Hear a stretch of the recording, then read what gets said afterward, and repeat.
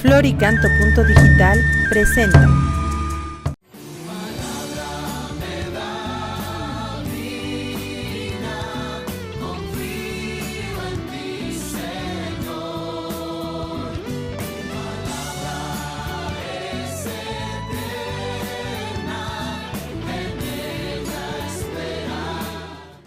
En el nombre del Padre, del Hijo y del Espíritu Santo. Amén.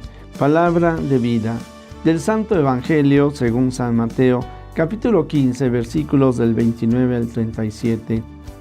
En aquel tiempo llegó Jesús a la orilla del mar de Galilea, subió al monte y se sentó.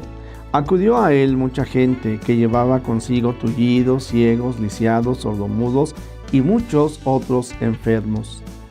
Los tendieron a sus pies y él los curó.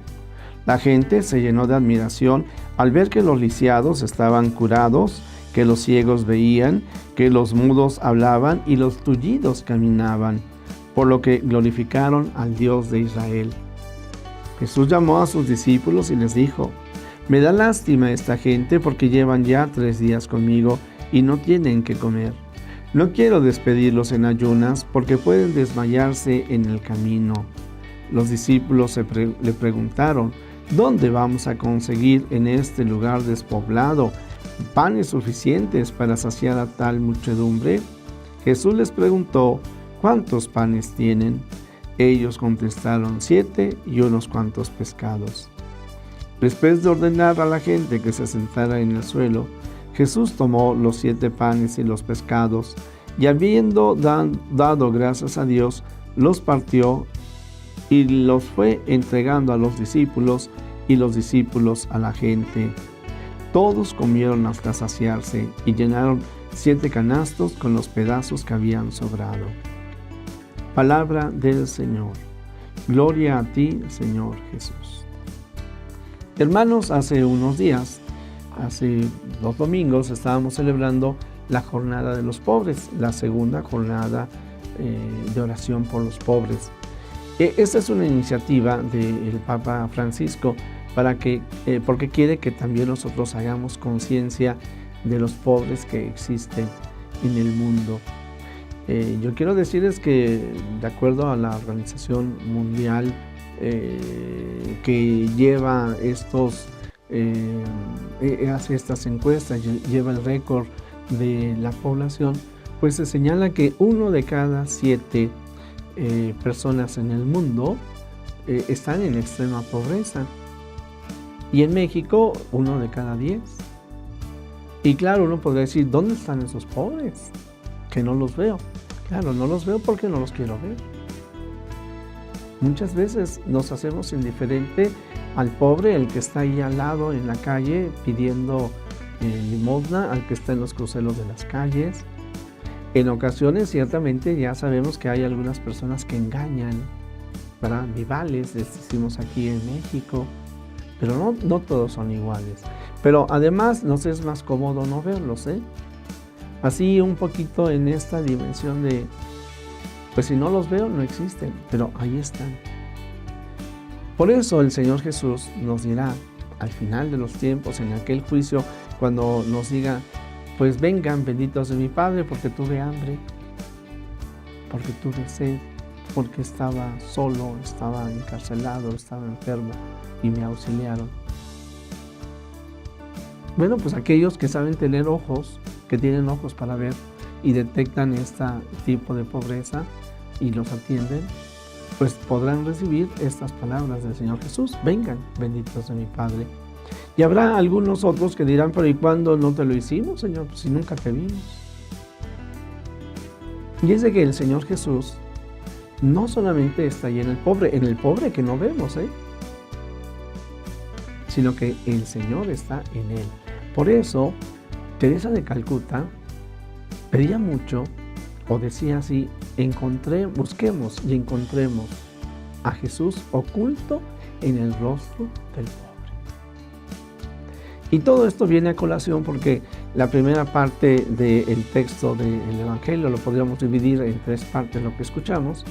Primero, el Señor Jesús curando a los lisiados, a los mudos, a los ciegos. Después, preocupado por las personas que están ahí presentes y que no tienen que comer.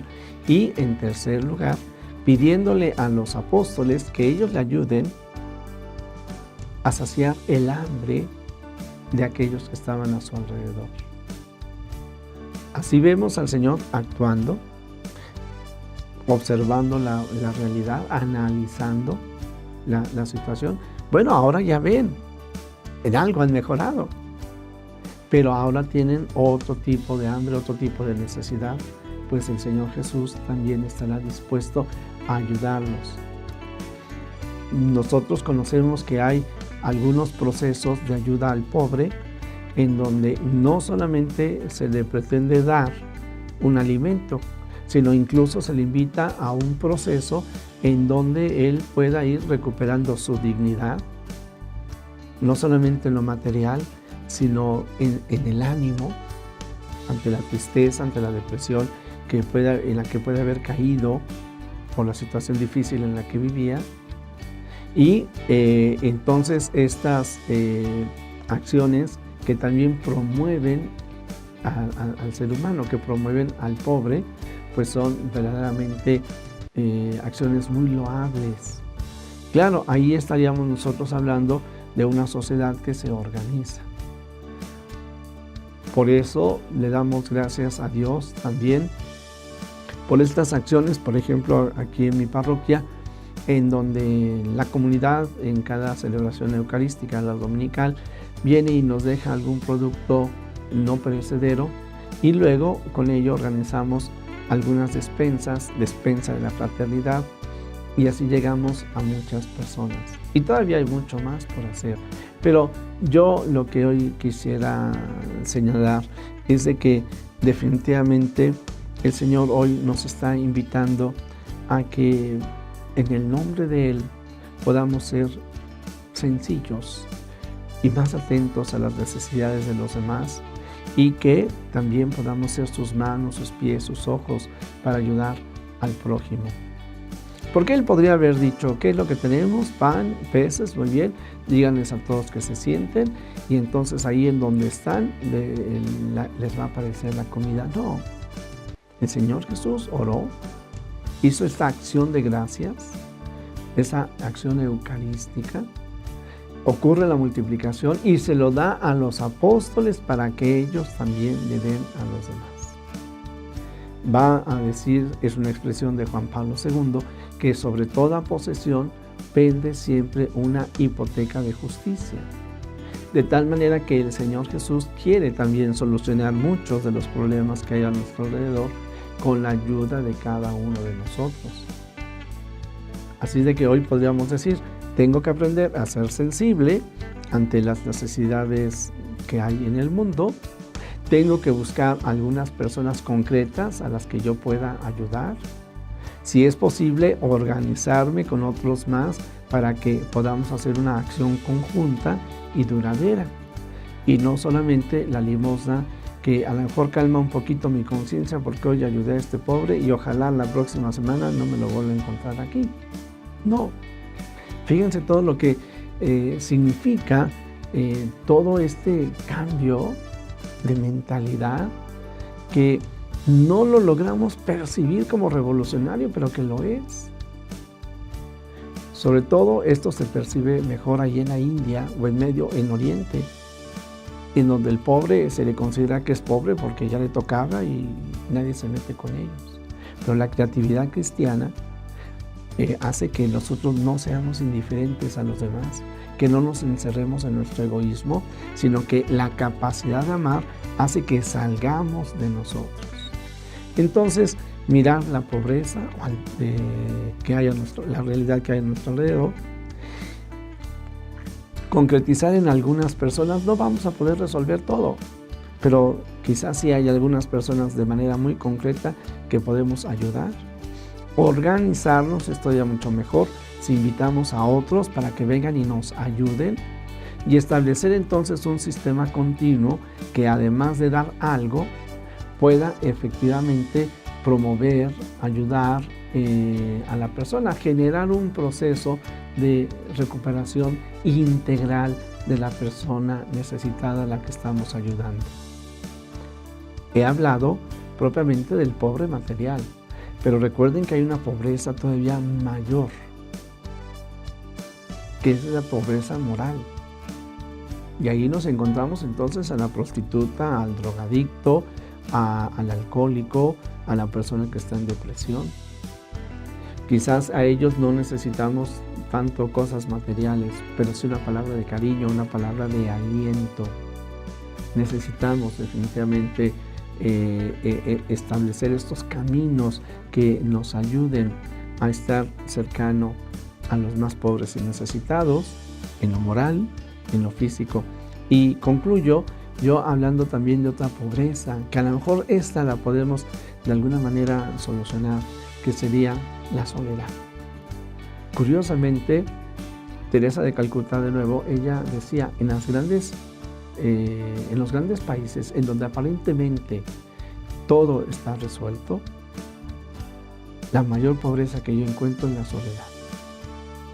Tantas personas que no quisieron casarse, no quisieron tener hijos, tantos ancianos o enfermos ahí están solos, y tantas personas a las que nosotros podríamos ayudar.